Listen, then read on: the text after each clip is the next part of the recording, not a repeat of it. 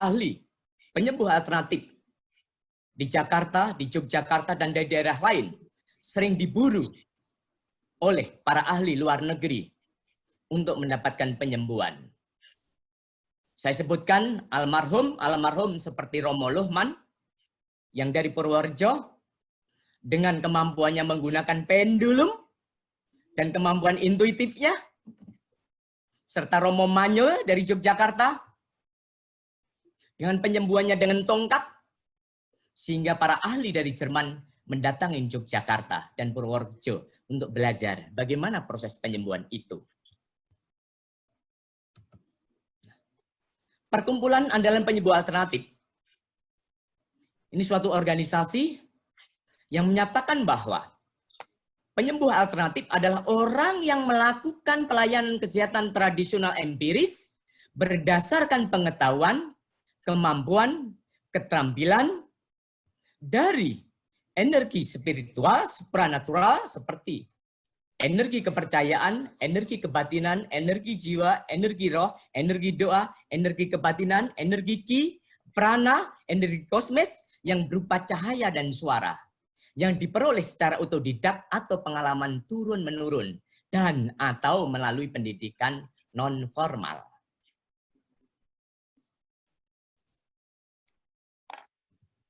Nah, kegiatan-kegiatan yang dilakukan Andalan Penyembuh Alternatif Indonesia selain dahulu setiap 3 bulan ataupun 5 bulan mendapat undangan dari Kementerian Kesehatan, ikut mengikuti workshop dan lain sebagainya, beserta dengan di sini Ikatan Naturopatis Indonesia, Pak Yanto. Halo Pak Yanto, sahabat saya.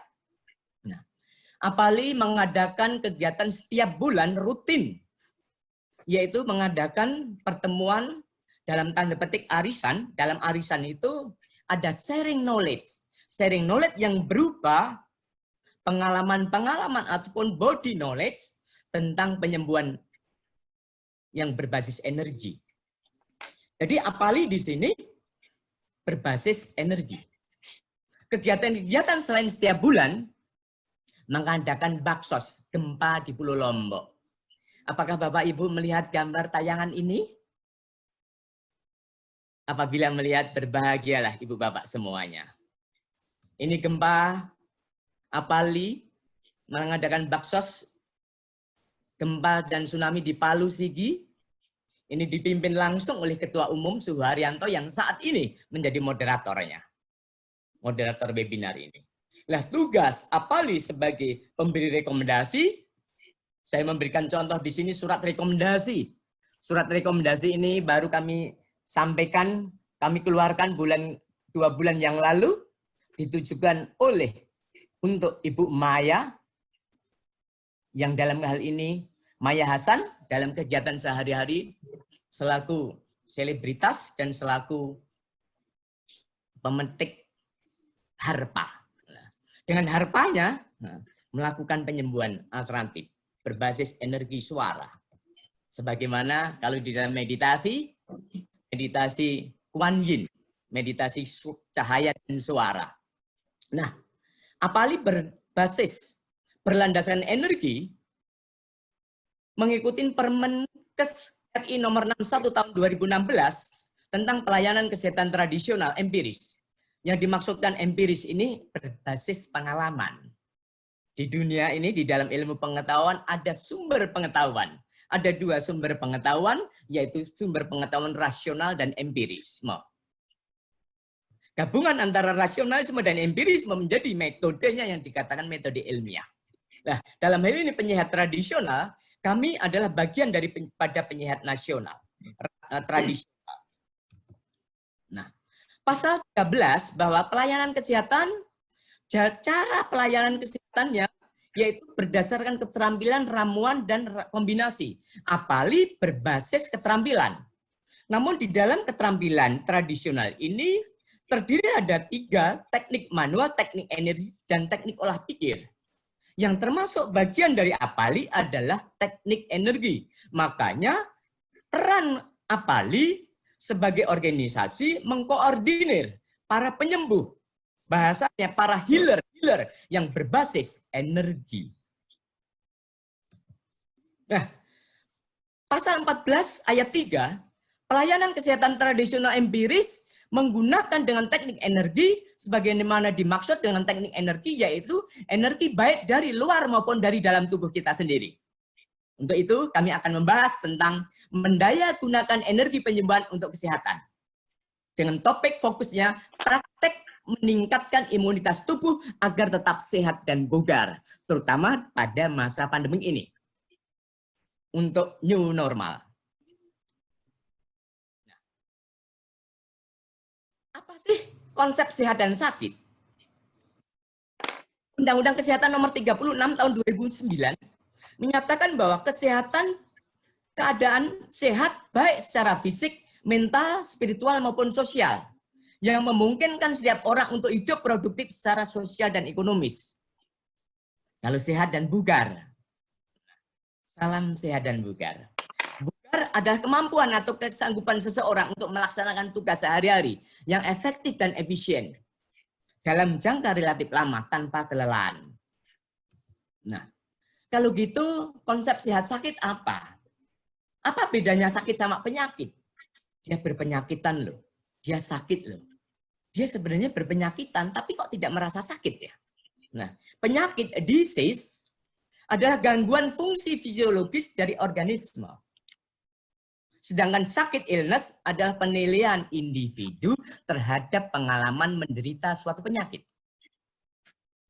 Nah, kalau begitu konsep sehat sakit di sini terutama adalah khusus untuk manusia. Karena selain manusia, hewan pun juga ada yang sakit. Ada berpenyakitan. Tumbuhan pun juga ada yang penyakit. Nah, untuk itu konsep manusia itu apa? Yang kita lihat, kalau saya melihat Pak Eka Wahyu, Pak Haryanto, ya, ini yang saya lihat adalah physically. Fisiknya, tubuhnya. Karena saya melihatnya dengan indera penglihatan saya mata. Kalau gitu manusia, yang saya lihat ini baru fisiknya. Namun manusia adalah terdiri dari dua konsep.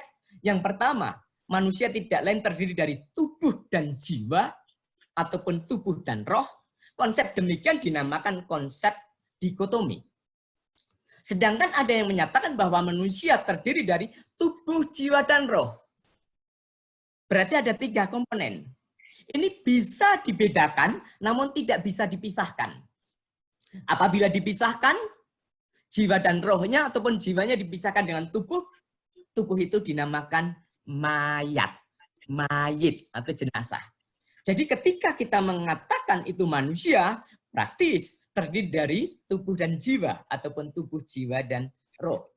Dalam dunia ini saat ini adalah untuk penjelasan kaitannya roh, ini adalah biasanya pendekatan keagamaan. Kami menggunakan pendekatan mind, body, and spirit. Body adalah tubuh, mind adalah pikiran kita. Yang dimaksud pikiran termasuk adalah mental kita, rasa kita, emosi kita, ya, itu bagian daripada jiwa dan spirit. Bagian-bagian dari inilah antara hubungan body and spirit ini tadi yang memunculkan energi. Dalam konsep energi penyembuhan dinamakan ki ataupun energi vital. Nah, saat ini yang sakit adalah tubuhnya. Banyak orang mengatakan sakit itu adalah tubuhnya.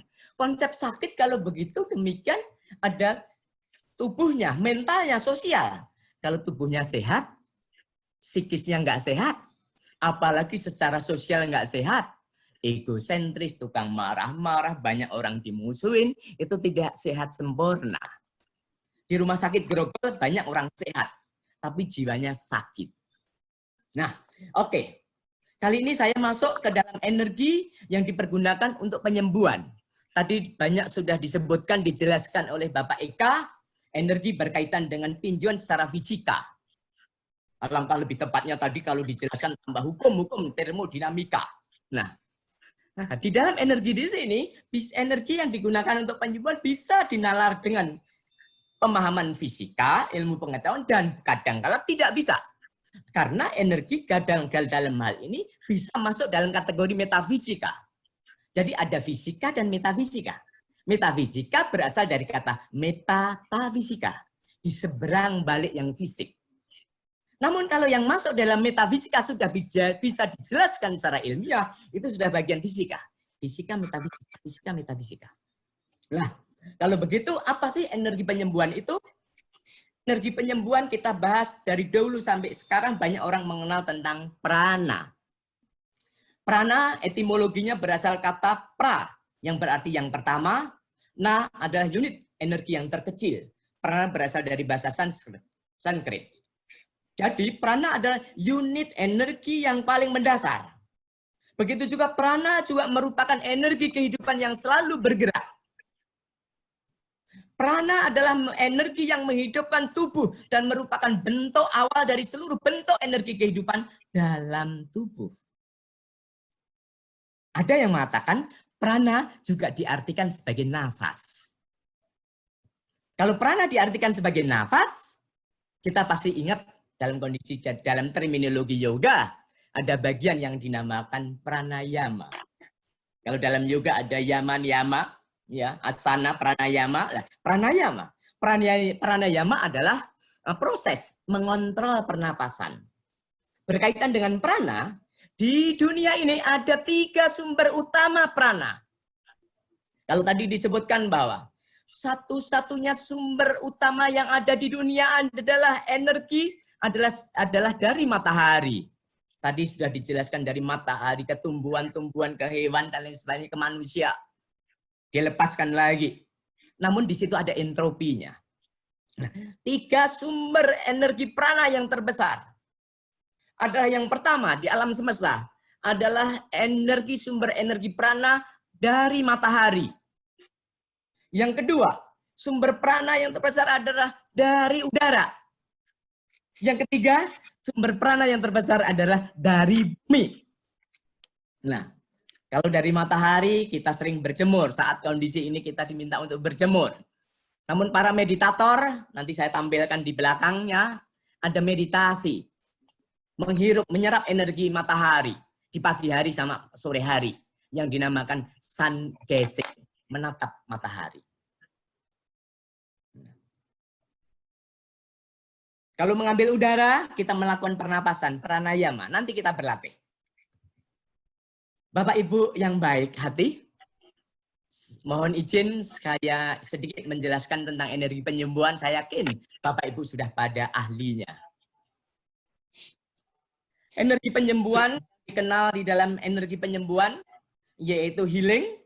Di Indonesia banyak tentang prana. Prana juga ada yang menyebutkan tentang ki ataupun chi. Ada yang menyebutkan tentang tenaga dalam. Dan bahkan ada yang menyebutkan energi vital kehidupan. Prana. Nah, ini ada gambar prananya. Para ahli, para terapis, para pelatih prana ini menggambarkan dengan menggunakan tangannya. Nanti biasanya dari sini untuk mengaktifkan prana, membangkitkan energi yang ada di dalam diri kita, energi prana, energi ki, kita berkaitan dengan kosakata pada yoga. Bahwa di dalam tubuh kita ada pusat-pusat energi, cakra, yang dikatakan pusat cakra, cakra dikatakan diartikan sebagai roda yang selalu berputar, ada 7 pusat cakra. Yaitu cakra Muladhara, Swadhisthana, Manipura, Anahata, Visuddha, Ajna di sini letaknya, dan Sahasrara. Muladhara berasal dari kata mula, root. Dara, penyokong. Elemennya adalah elemen bumi. Ini 7. Sama seperti warna-warnanya seperti waktu kita SD mendapatkan penjelasan dari guru. Ada pelangi itu. Mijiku hibini, warna-warnanya seperti itu.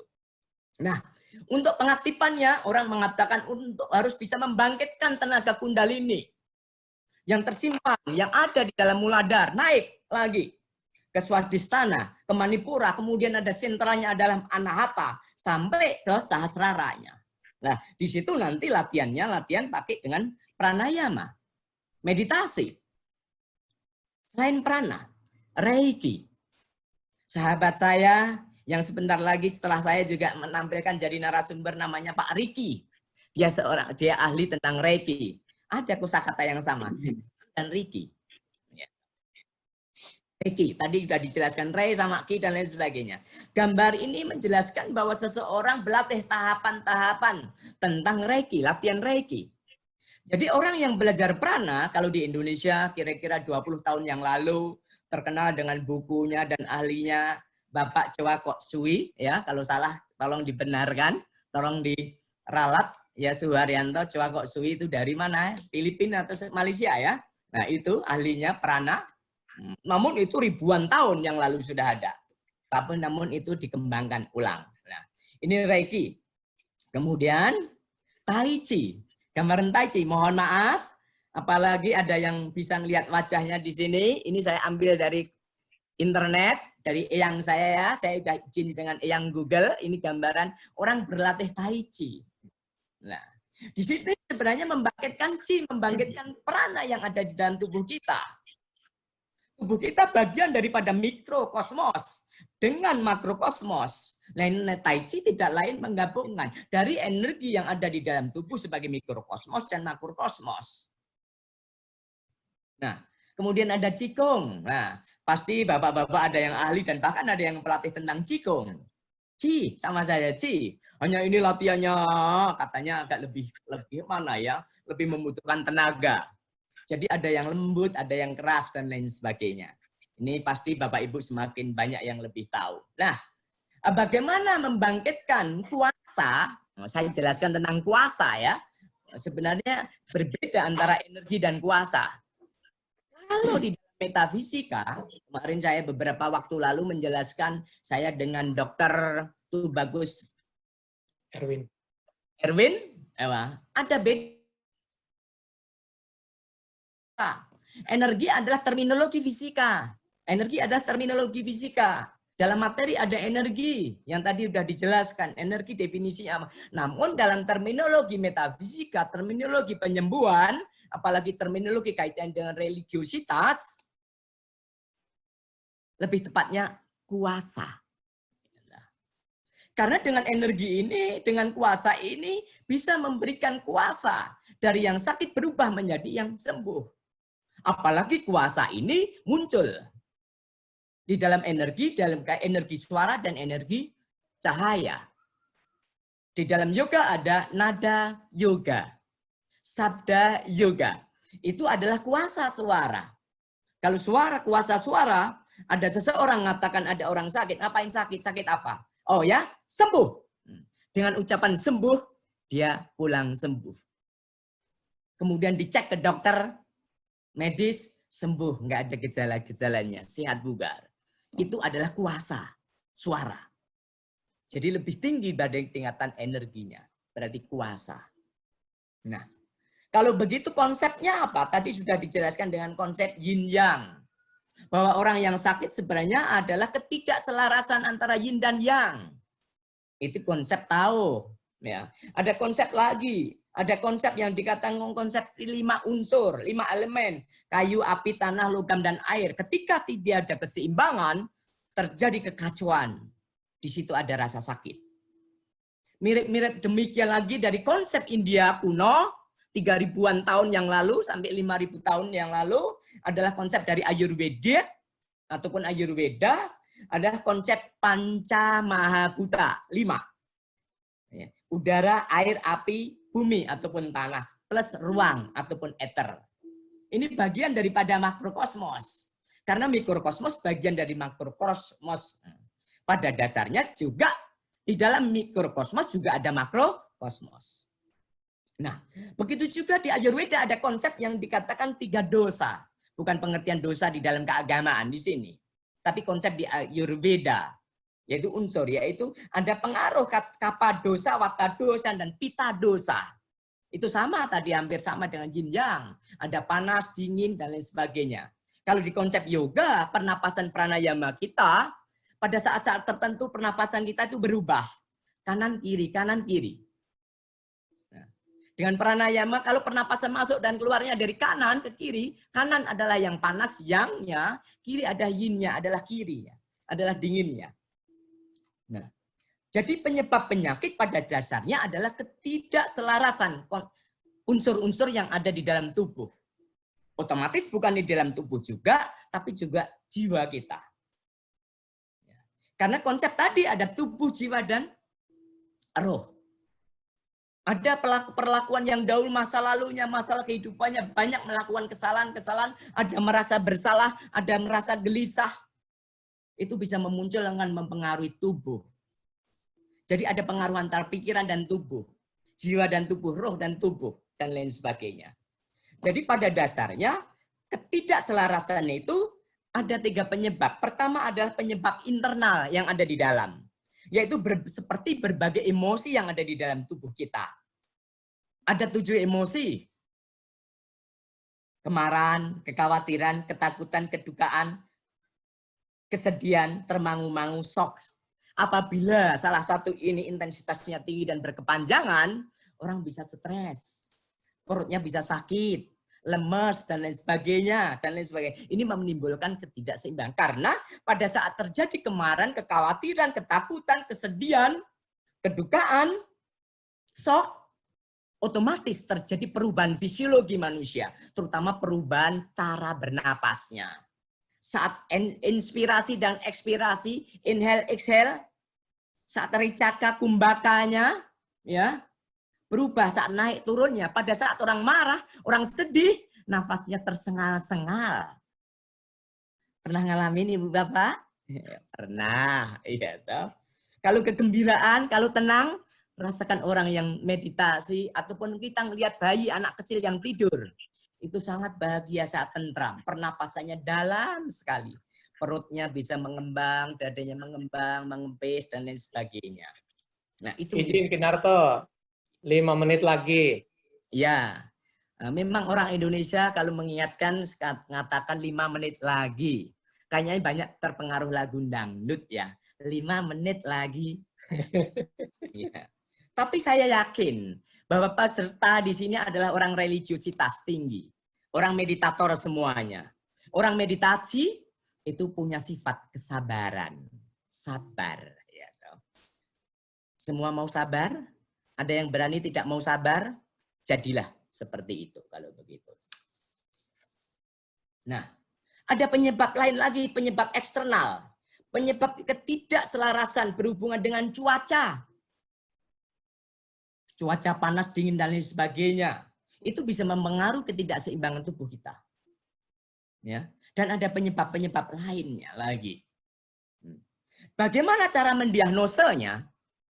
Cara mendiagnosa para penyembuh alternatif, healer-healer ini, para penyembuh tradisional ini, pelayan kesehatan tradisional itu ada 4 cara. Ditambah plus 1. Cara yang keempat berkaitan dengan tubuh, yaitu cara melihat. Karena ini menggunakan panca indera. Cara melihat, bagaimana melihat raut wajah orang sakit itu kayak apa. Matanya kayak apa, lidahnya kayak apa. Sahabat saya, Pak Hilman. Halo Pak Hilman, adakah di sini? Sering melihat lidah kalau mendeteksi orang sakit. Bagaimana kukunya, bagaimana rambutnya, bagaimana cara berjalannya, gesturnya, postur tubuhnya. Ada teori yang mengatakan ada cara untuk mendeteksi atau mendiagnosa dengan mendengar dan mencium. Mendengar suaranya ketika orang itu berbicara. Oh, pita kapanya rendah. Prananya sudah enggak ada lagi, sudah sedikit. Oh, bunyi nafasnya kayak apa? Mulutnya kayak apa? Kulitnya kayak apa? Oh, kulitnya kayak begini, itu umurnya sudah pendek, sudah dekat sekali deh. Dan lain sebagainya. Ini berdasarkan empiris. Saya jelaskan pada bahkan di Kementerian Kesehatan dengan Direktorat Jenderal, saya katakan di rumah sakit itu banyak untuk sehat dan sakit. Kalau orang sakit diobatin. Kadang-kala sembuh, kadang-kala belum sembuh. Sudah 2 bulan, 3 bulan nggak sembuh-sembuh. Kapan sembuhnya? Perkiraannya wah sulit, mungkin 3 bulan dan lain sebagainya. Oh, kalau sudah tubuhnya rusak, peranannya sudah nggak ada, gampang. Nggak usah 3 bulan, kita lihat. Dalam tempo 1 minggu, bablas anginnya. Tidak perlu 3 bulan.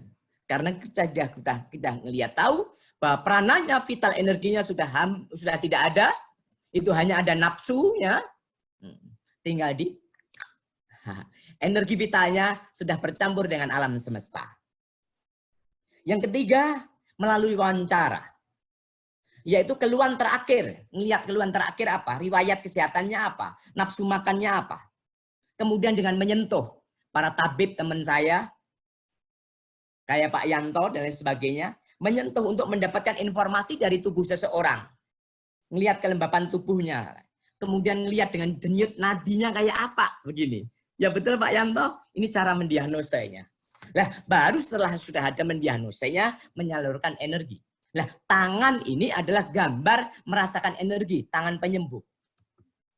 Ini menyalurkan energi ke dalam air. Saya tadi minta para semuanya membawa air. Ada air di dalam gelas ini. Ini kita bisa berlatih bagaimana menyalurkan energi ke dalam air. Kalau sudah menyalurkan energi dalam air ini mengirim energi dari tangan. Bagi para healer, tangan ini adalah alat penyembuh. Ini sebagai receiver, juga sebagai penyalur. Banyak orang ahli beragama dan lain sebagainya memberikan berkat. Dan bahkan di dalam Alkitab dan lain sebagainya ada yang mengatakan, oh harus tumpangan tangan. Ada yang suka tumpangan tangan? Nah, ini menyerap energi ke tangan. Ini latihannya meditasi. Dan ini adalah penyembuhan jarak jauh, PJJ. Bapak Ibu sekalian, saat ini sejak bulan Maret, pertengahan Maret sampai saat ini, sampai semester depan, anak sekolah dari SD, SMP, SMA, perguruan tinggi, pembelajarannya dilakukan dengan PJJ, yaitu pembelajaran jarak jauh. Pembelajaran melalui daring, online. Bagi para penyembuh tradisional, healer, juga melakukan PJJ. PJJ di sini adalah penyembuhan jarak jauh. Gambar ini membayangkan dengan visualisasi, tadi dinyatakan Pak Eka, ada visualisasi. Di bawah, Bapak Ibu tolong perhatikan dengan cermat, di dalam gambar ini bawah tangan ini, di atas kaki ini ada gambar bayi. Ada gambar anak ataupun orang sakit. Lah kita visualisasikan, kita salurkan energi. Nah, kemampuan visualisasi, menyalurkan energi inilah yang dimiliki oleh para penyembuh. Nah, kalau begitu, nah, bagaimana untuk mempertahankan dalam kondisi COVID di sini? Nah, kita harus mempertahankan, memperoleh prana yang seimbang, energi vital.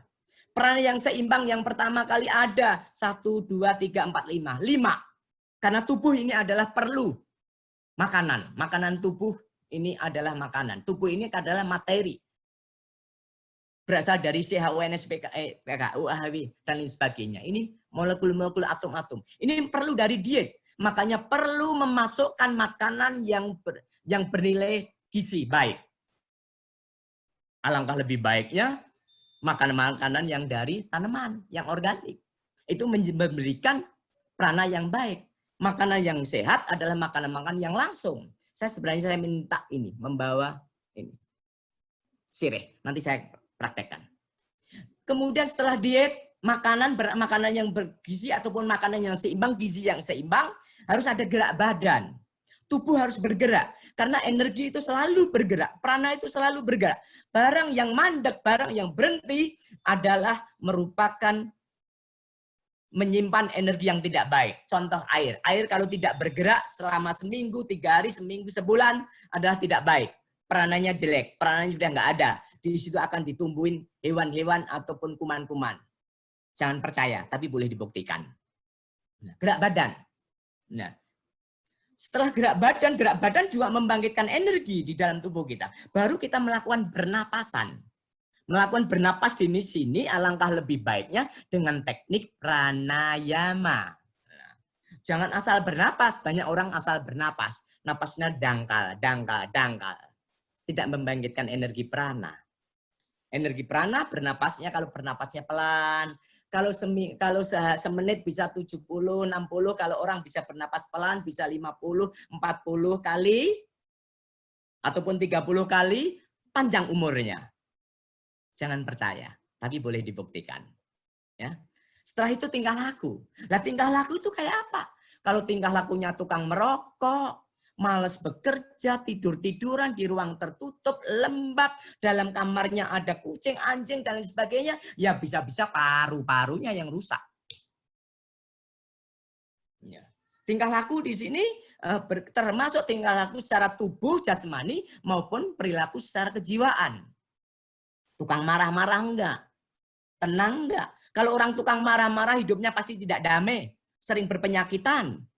Maka untuk itu latihan meditasi. Nah, kalau begitu yang terakhir adalah mengelola emosi, mengelola hati. Ya, hati. Kapan mulainya? Saat ini. Nah, kemudian meditasi dan doa. Apa bedanya meditasi dan doa, Bapak Ibu? Ada yang suka berdoa, ada yang suka meditasi. Di sini ada gambar. Yang di sini adalah gambar ini yang ada wanita menatap matahari dengan tangan merentangkan ke atas. Itu meditasi sun gazing, menyerap matahari saat sunrise ataupun saat sunset. Sebaiknya saat sunrise, pagi hari, menatap matahari. Latihan menatap matahari. Ini sun gazing. Yang sebelah kanan, ini gambar orang berdoa. Jadi orang meditasi dan berdoa beda. Sama-sama kalau meditasi bisa berjalan. Orang berdoa juga sambil bergerak. Hanya bedanya kalau meditasi dalam keheningan. Tenang, kalem. Dalam meditasi, indera yang digunakan indera pendengaran. Mendengarkan. Mendengarkan informasi tubuh kayak apa, informasi alam semesta apa. Kalau doa berpengharapan, mengharapkan sesuatu, meminta sesuatu, bedanya situ. Dalam meditasi tidak ada yang mendoa, tidak ada yang meminta, tidak ada berharap. Kalau berharap, sudah meditasinya kacau. Yang dibikinkan ada ketenangan. Ketenangan, damai. Kalau orang berdoa, berharap. Meminta. Itu bedanya. Nah, ini latihan meditasinya. Gambar di sini adalah saya ambil dari internet adalah Babaji Nagaraj. Babaji Nagaraj katanya ini adalah immortal body. Immortal body. Nah untuk itu bagaimana cara meningkatkan imunitas tubuh?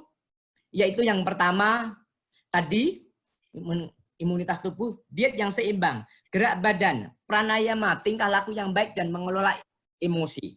Nah untuk itu Ki. Ya. Waktu Ki.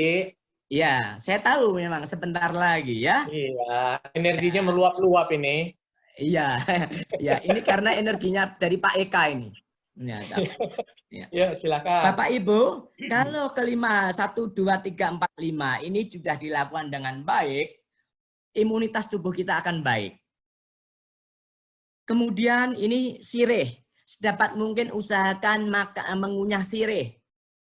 Sirih ini saya dapatkan dari informasi dari tubuh saya sendiri saat saya hening. Sirih, saya sejak dahulu makan sirih. Sirih ini ternyata mengandung antibiotiknya.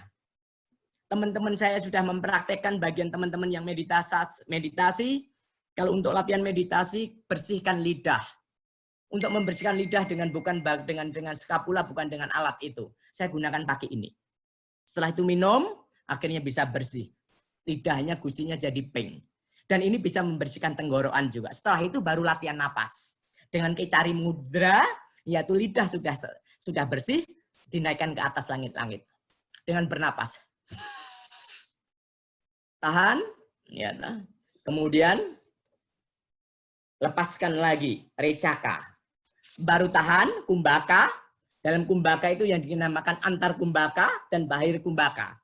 Jadi puraka itu menghirup napas. Dan recaka mengeluarkan napas. Apalagi di tahap terakhir pemberian dari sini. Menghirup napas dari lubang sebelah kanan, hidung sebelah kanan. Tahan, keluarkan dengan napas dengan hidung sebelah kiri. Naik nafas lagi melalui hidung sebelah kiri. Tutup sebelah kanan. Sambil visualisasikan diri kita, keluarkan napas lewat hidung sebelah kanan. Terus kemudian lapas ini, pelatih. Terus dirasakan. Rasakan ini. Nah, disinilah kemampuan energi kita, energi tubuh kita.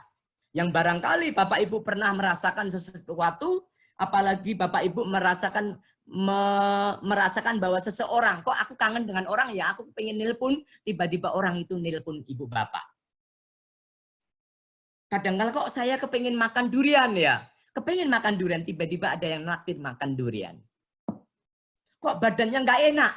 Setelah dibuktikan, oh ternyata ada saudara dekat kita yang lagi sakit. Nah, kalau begitu segera doain. Ataupun meditasi, salurkan tenaga energi penyembuhan dari dalam. Dari jarak jauh, PJJ. Bayangkan, visualisasikan. Seseorang yang sakit ataupun lemah. Yang lemah menjadi kuat. yang sakit menjadi sembuh. Semuanya sejahteralah untuk semuanya. Sejahtera semuanya. Sejahtera, damai, sejahtera. Sehat, bugar untuk semua peserta webinar ini.